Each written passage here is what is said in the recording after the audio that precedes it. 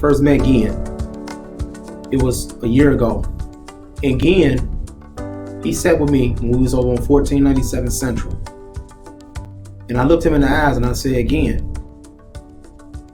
I'm already knowing that everyone that comes to the Family Youth Program is not going to be ready to change their life. And definitely not their entire life. But what I'm doing is I'm giving everyone an opportunity to show me if they are the one to want to change their life or the one to work on changing their life or the one to walk in changing their entire life. And again, looked me in my eyes and he said, Priest, I am the one to walk and change in my life.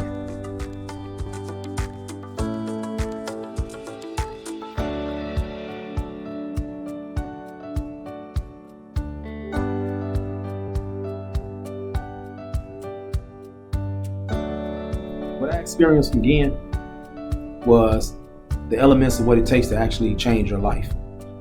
Gian was focused and committed. I was overjoyed by seeing him come to his appointments every week like clockwork on time. Gian was an exceptional Partners in Change member.